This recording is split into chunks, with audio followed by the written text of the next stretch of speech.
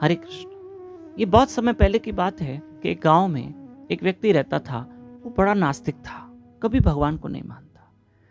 और गांव में उसकी एक छोटी सी औषधियों की दुकान थी, जड़ी बूटियों की, लेकिन वो भगवान को बिल्कुल नहीं मानता।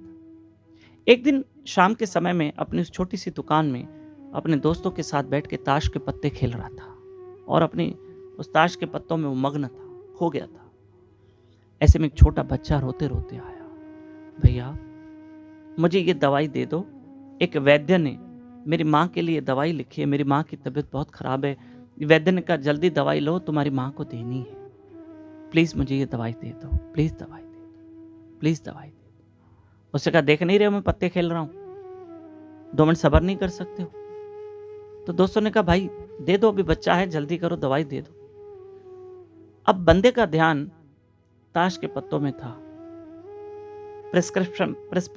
प्रिस्क्रिप्शन पर दवाई पढ़ ली, दवाई पर्ची पे पढ़ के उसने एक बोतल निकाल के बच्चे को दे दी। बच्चा दवाई लेके चला गया। जो पैसे देने थे उस जमाने के 25-50 पैसे वो दे के चला गया और दवाई निकाल के दे दी। दोस्त चले गए, ताश के पत्ते, गेम पूरी हो गई। शाम का समय था, अंधेरा हो गया, अब दुकान बंद करने का समय था, बरसात हो रही है। ऐसे में अचानक उसने पर्ची उठाई।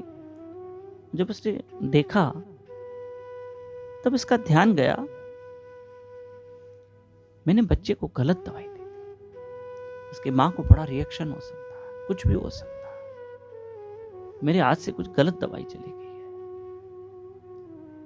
गलत औषध चली गई है, और अगर इसकी मां दवाई पिएगी तो बहुत बड़ा रिएक्शन हो सकता है। और मैं इस बच्चे को कहां ढूंढूं? मैंने गलत दवाई दी थी। बच्चे का घर का अंधेरा, मेरे दोस्त भी चले गए, मैं किसको बोलूं, कहां पुकारूं, तेज बरसात में कहां जाऊं? और अगर उसकी मां को कुछ हो गया, उसकी मां की मृत्यु होगी तो मुझे बहुत दंड मिलेगा। कहां करूं, क्या करूं? उसके दुकान में, क्योंकि वो नास्तिक तो बहुत था, भगवान को कभी मानता नहीं था, पर किसी जमाने में उसके पिता ने दुकान में एक भगवान कृष्ण का चित्र लगाया था, जिसमें बहुत धूल मट्टी जम गई थी, क्योंकि ये तो पूजा पाठ करता नहीं था। तब इसने देखा कि मेरा सहारा कोई और नहीं है, तो ये मूर्ति के सामने, चित्र के सामने खड़ा हो गया, भगवान कृष्ण के चित्र के सामने। बहुत धूल मट्टी, मुश्किल से भगवान का धुंधला चेहरा दिख रहा था, क्योंकि ये नास्तिक था। तब इसने चित्र के सामने, फोटो के सामने कहा कि तू भगवान है और तू सबकी सुनता है।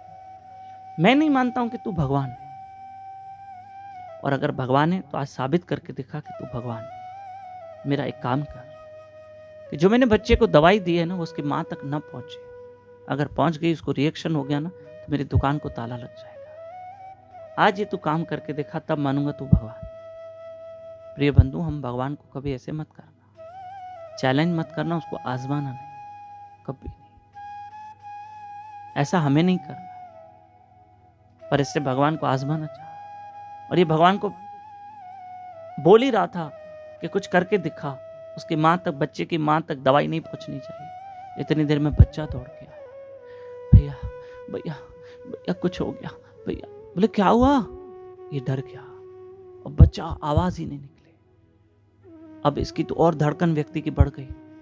लगता है इसके बच्चे की मां तक दवाई पहुंच गई है, इसकी मां को कुछ हुआ है, और ये कंप्लेंट लेकर आया, और ये बोल नहीं पा रहा। बोले बेटा हुआ क्या, कुछ हुआ, क्या हुआ बताओ तो सही। पर बच्चा कुछ बोल नहीं पा रहा।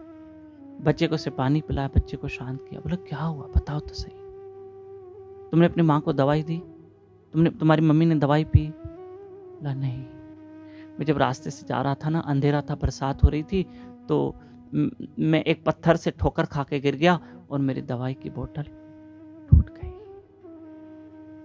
तब इस व्यक्ति को शांति मिली। इसका मतलब तुम्हारी मम्मी को दवा नहीं मिली, माँ को? बोला नहीं। तो फिर तुम रो क्यों रहे हो? मेरे पास दूसरे पैसे नहीं है, मेरी मदद करो। बोला बेटा अभी मदद करता हूँ। उसने जो उसकी जो असली दवाई थी, जो देनी थी, जो प्रिस्क्रिप्शन पे लिखी हुई थी, वो दे दी, और बच्चा लेके चला गया। और ये अंदर आया, जिस चित्र पर, भगवान के चित्र पर धूल मट्टी लगी थी ना, तो उसने अपने जेब से रुमाल निकाला, और रुमाल निकाल के चित्र को साफ किया और कहा हे कृष्ण, तू है, तू भगवान है, तू सबकी सुनता है, तू है। आज माना मैं। ये कथा आगे फॉरवर्ड करना। हरे कृष्ण।